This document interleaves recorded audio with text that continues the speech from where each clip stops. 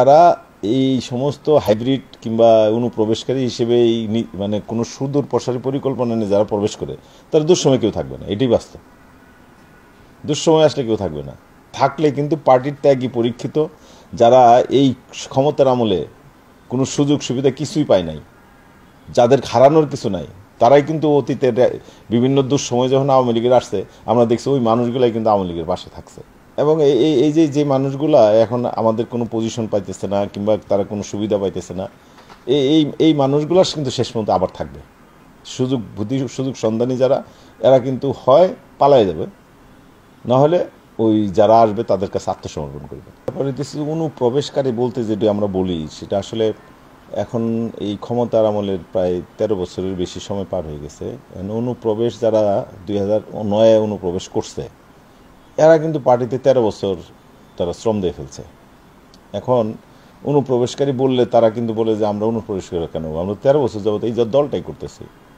তো এই বিষয়গুলা আসলে তাদের কথার কিন্তু যুক্তি আছে। আমাদের গঠনতন্ত্র অনুযায়ী কিন্তু 2 বছর কেউ অন্য দল থেকেও তো আমাদের গঠনতন্ত্রে অনুযায়ী মানে যোগদান করার, এটা তো আমাদের গঠনতন্ত্রে অ্যালাউ করে। তো এখন অন্য কোনো রাজনৈতিক দল থেকে তার যদি চরিত্র ভালো থাকে, সামাজিক রিপোর্ট ভালো থাকে, আমরা যদি তার দল নেও 2 বছর পর্যন্ত আছে যে সে কোনো কর্মকর্তা হতে পারবে না। তো এখন 13 বছর হয়ে গেছে। তো এখন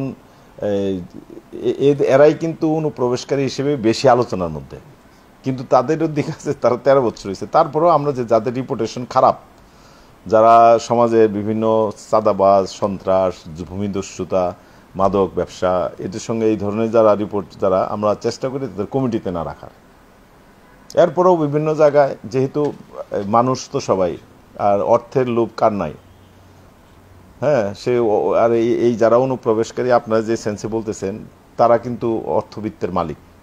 এবং আমাদের যারা বিভিন্ন নিচের টায়ারে, ইউনিয়ন পর্যায়ে, থানা পর্যায়ে, ওয়ার্ড পর্যায়ে, তারা অর্থনৈতিকভাবে অতটা হয়তো চলবেন না, যে এইসব অর্থ লোভ লালসা এগুলো অনেকেই পারে না, আবার অনেকে পারেন। তো এরপরেও আমরা সজাগ আছি, যেখানে কোনো রিপোর্ট পাই সেগুলো আমরা ভেরিফাই করি, এবং পারতপক্ষে কোনো মানে গণধিকৃত কোনো ব্যক্তি যদি কমিটিতে ঢুকেও পড়ে আমরা কিন্তু অব্যাহতি দিয়ে দিই।